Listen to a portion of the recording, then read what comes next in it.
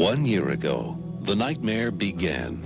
It was a day that left Hesston, neighboring communities, and families shattered. It was a terrifying storm no one will ever forget. A Kansas nightmare, 1 year later.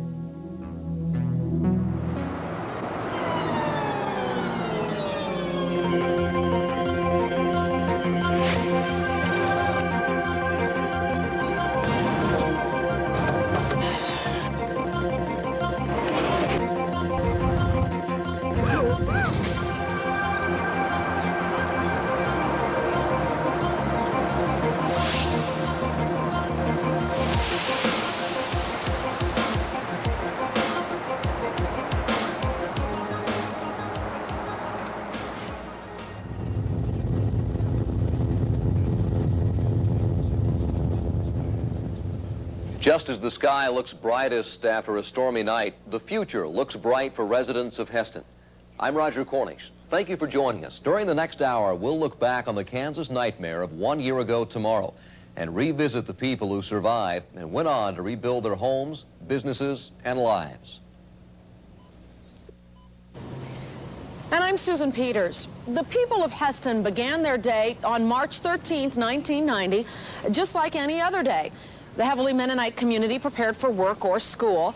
But just as their day was ending, Mother Nature was beginning a labor of her own. Lance West shows us what unfolded from there. Sue, the twister first touched down in Reno County near Haven. It then traveled northeast through Burton, finally making its way here. This community was by far the hardest hit. The twister left behind a trail of devastation from one side of Hesston to the other. Tuesday, March 13th, 1990, 5:42 p.m. A tornado packing wind forces of 250 miles an hour bears down on Hesston, Kansas.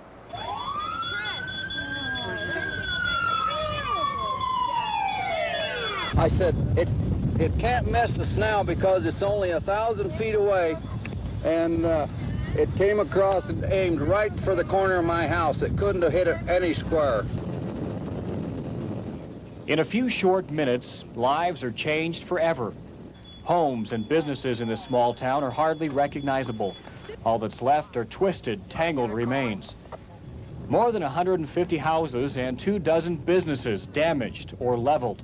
My God, the pressure, and then just stuff started flying through the windows, and in about 5 seconds it was over, and I come upstairs and there's just nothing good there. The car's gone. I mean, these people built a brand new house. This house right next here was brand new. They didn't even have all the siding on yet. With their lives and homes shattered, Hestonians need a place to turn. That's where the Red Cross comes in. The high school gymnasium is transformed into a temporary refuge where victims get food, blankets, and a place to sleep. To protect what little is left outside, the governor calls on the National Guard. 75 guardsmen police this community. No, I think that's my CD player. And folks here begin to rummage through the debris, hoping to salvage a memory or two. Lance West, Eyewitness News, Hesston. This is where the tornado first introduced itself to the community of Hesston. When it had left, over 150 homes and over 24 businesses were destroyed or damaged. But it seems incredible that no one in Hesston was seriously injured or killed. Much of the credit for that fact goes to the storm chasers, who gave the communities ample warning time to take shelter. Bob Kealing begins our coverage on that subject on the Reno Harvey County line.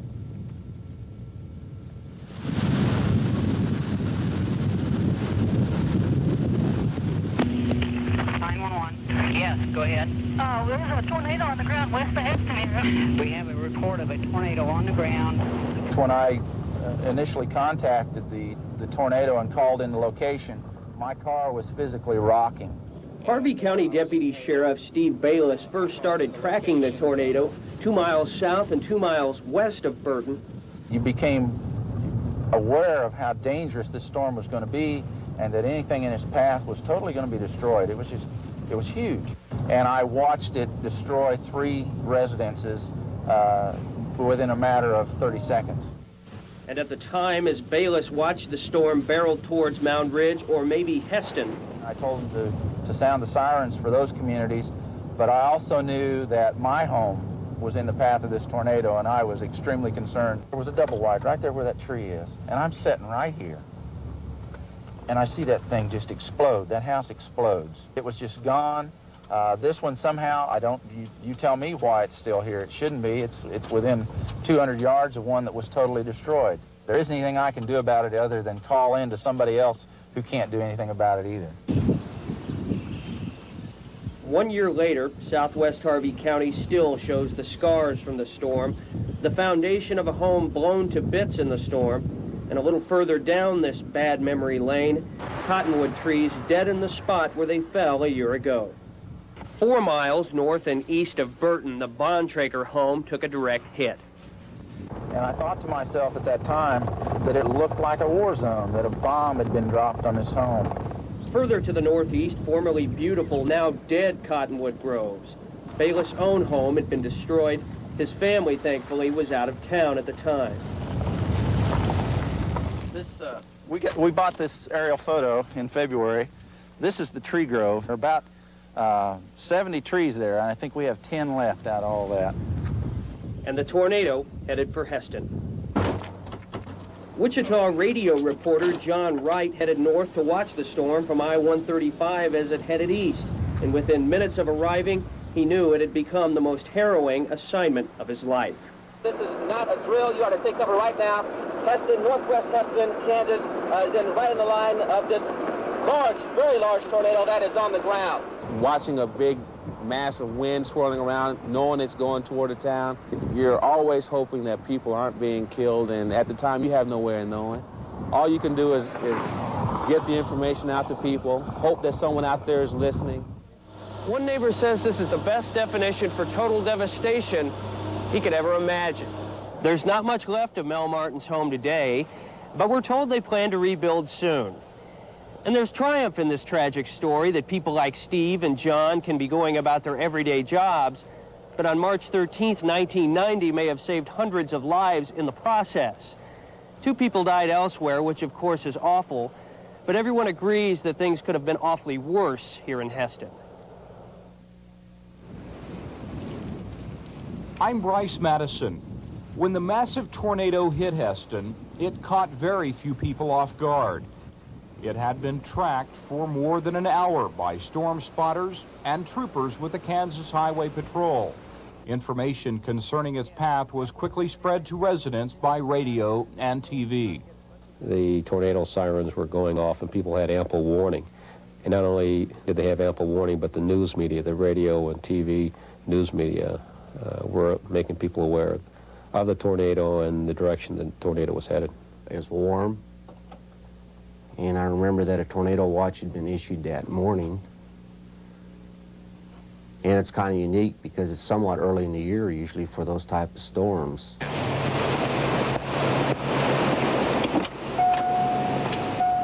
Mickey DeHook is also the police chief in Hesston. He has been for the past 11 years. He puts a lot of faith in an emergency management plan he calls the Incident Command System, a plan where one agency chief directs all activities during and after a disaster, a plan used extensively after the Hesston storm. 1406. We have practice sessions, simulated exercises, dealing with different types of disasters. And I think that training and having a plan with Incident Command really promoted the efficient operation after the tornado.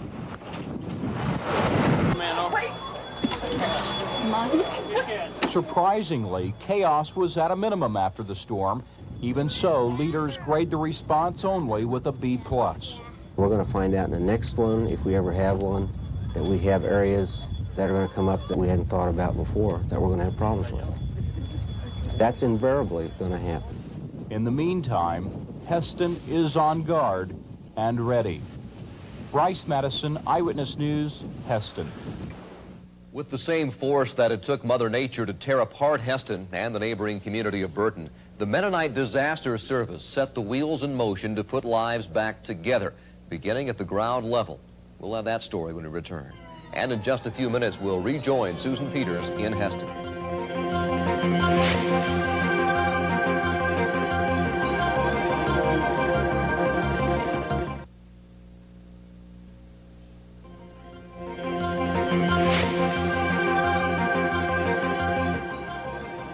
The tornadoes that struck Hesston and surrounding areas last March 13th claimed 2 lives. 6-year-old Lucas Fisher was killed in his home in Burton, and former missionary Ruth Voth was killed near Gossel.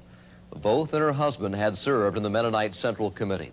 As Cheryl Burton shows us, it was religious strength that helped put communities on the road to recovery. Oh, look at our house. This is worse than a dream.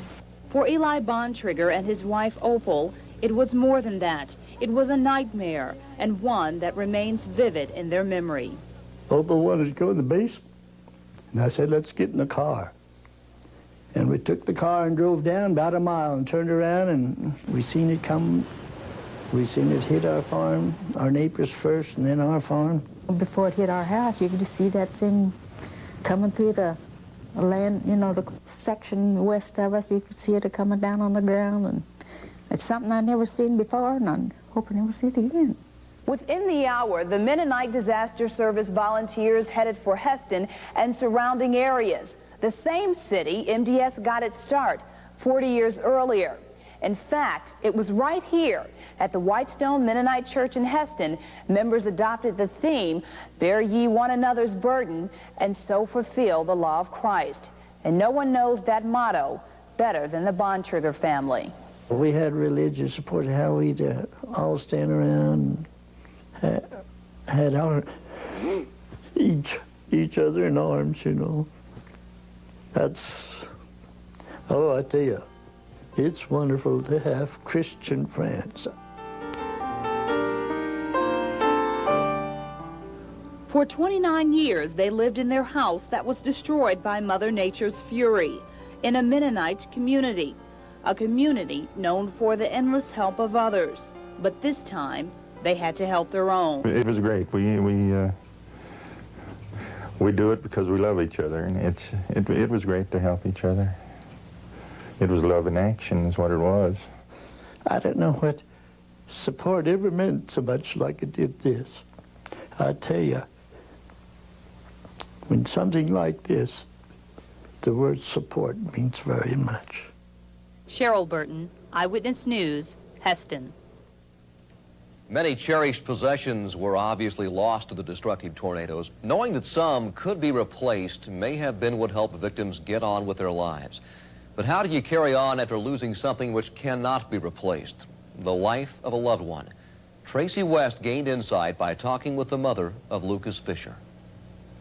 It was here the tornado turned deadly and claimed its first victim, little 6-year-old Lucas Fisher. Lucas had only been home from school a few hours before the tornado ripped through this area. Seconds before falling bricks from the chimney killed him, he told his mother he was scared. He was so petrified of tornadoes, and he said, I'm scared, Mama, and started towards her and fell on him. The chimney wall collapsed on little Lucas as he reached for his mother's arms. Moments later, Lucas's little lifeless body was found under a wall of bricks. Lucas had died instantly of a broken neck. He was more of a cuddly boy than the others were, you know, and he still liked to hug us. And, you know, he'd still climb up on our lap, you know, and give us hugs and everything. The Fishers haven't forgotten Lucas. A photo album with Lucas's name on it sits on a table near a family picture. Just as a family, you know, you learn to stick together, and, you know, we've tried to keep the communication open and talk about him to the boys, you know, so they feel that they can talk about him and ask questions, but they don't much. They don't talk about him too much. Dixie says the hardest part of dealing with Lucas's death is remembering his precious smile, the smile of a bright-eyed, warm, and caring 6-year-old child. Mostly we've turned to the Lord, and He's helped us through it. You know, He took Lucas, but He's blessed us in many ways. Picking up the pieces of their shattered lives has not been easy. 12-year-old Garrett and 11-year-old Brandon have had to learn to cope with the loss of their brother. Mom says surprisingly, they are doing pretty well. I always take their picture on the first day of school. You know, I take them outside and stand them, and I take their picture. So this year, on the first day of school, you know, I had Garrett and Brandon, and I said, well, it's too bad Lucas isn't here this year. And Garrett said, oh, he's a lot better off than we are. Hesston townspeople were fortunate in that no one there lost a loved one to the storm. But after just 1 year of healing, the memories of that night are still fresh in their minds. When we return, we'll share those memories with you.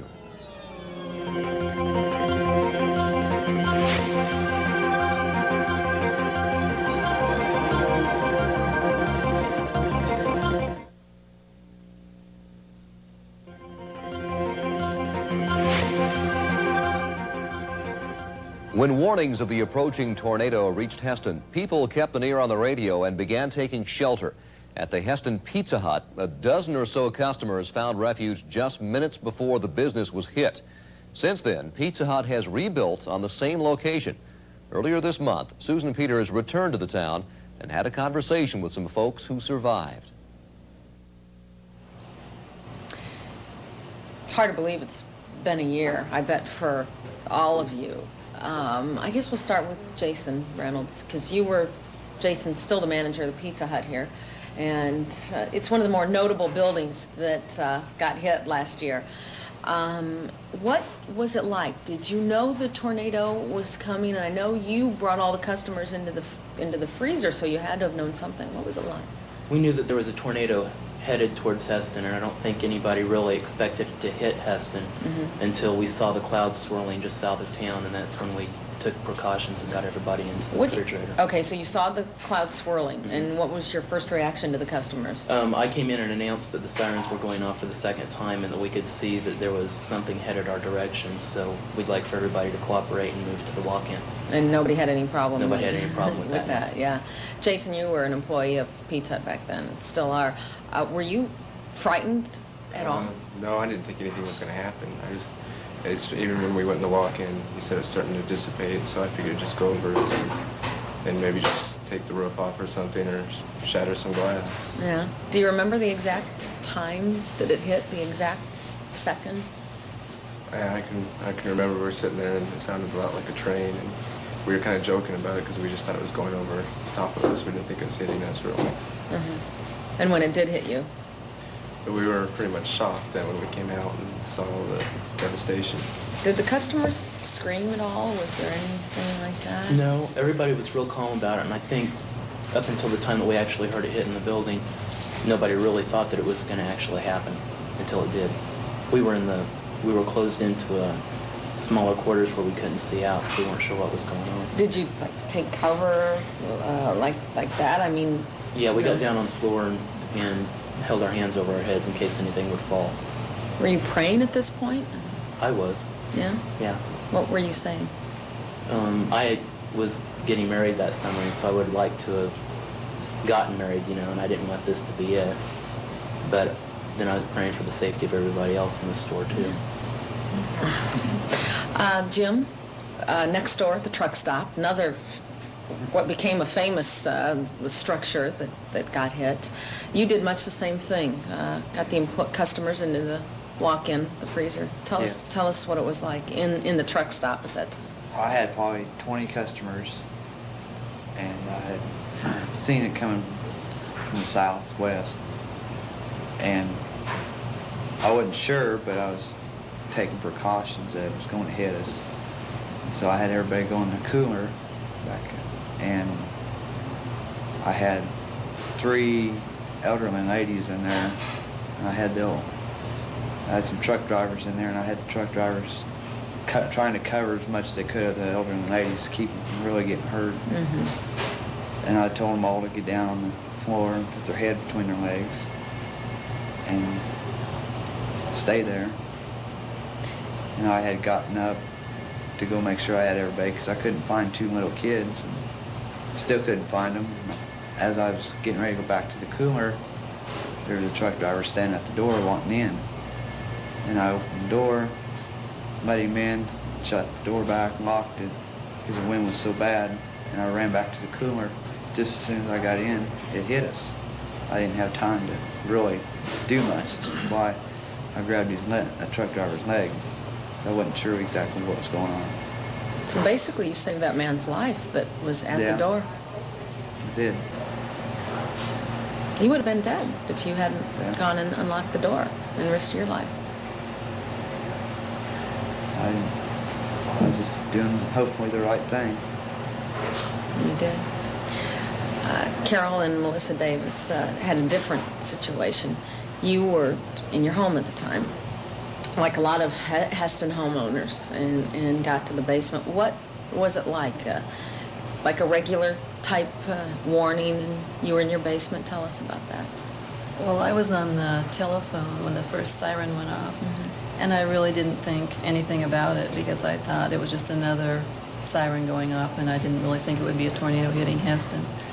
But my 2 children were home, and I thought for their sake we should all go down to the basement and listen to the TV, and we listened, and I went upstairs several different times to check and even went outside once.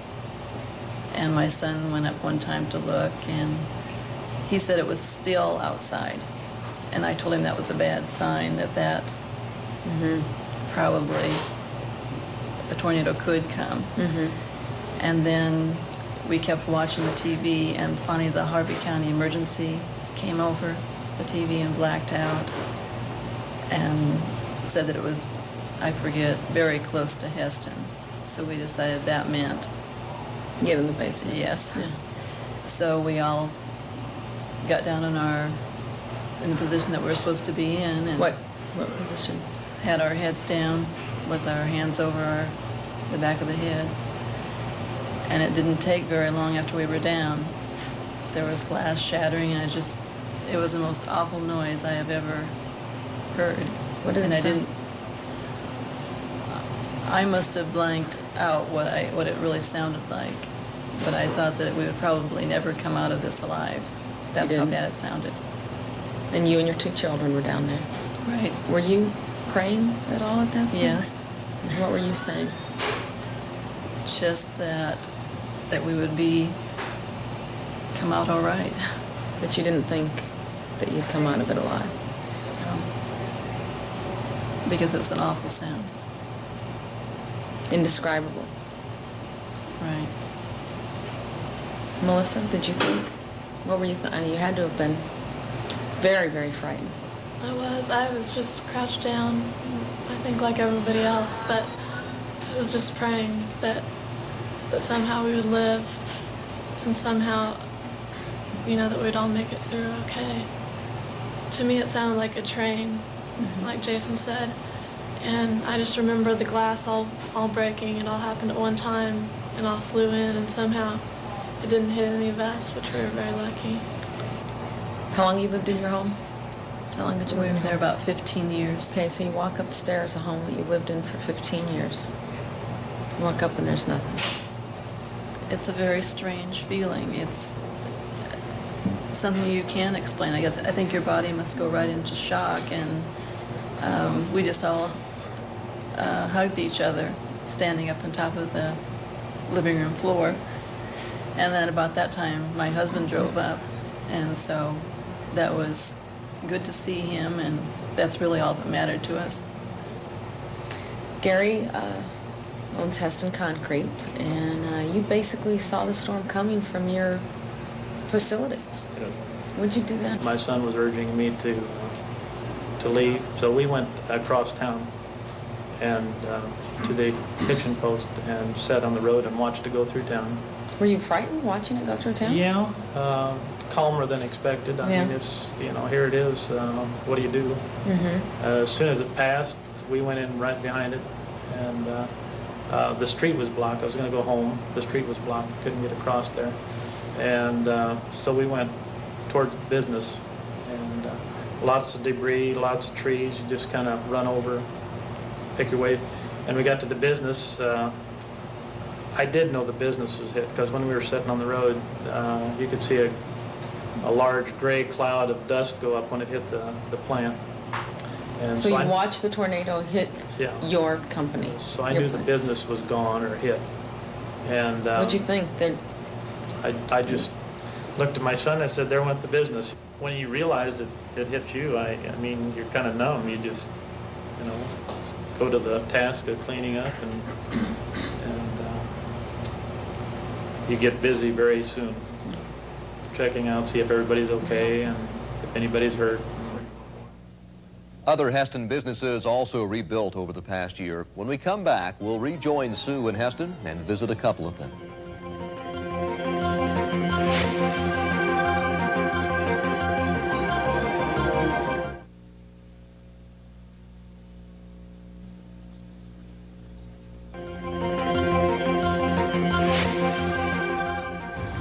This is where the Hesston Concrete Company stood before the tornado.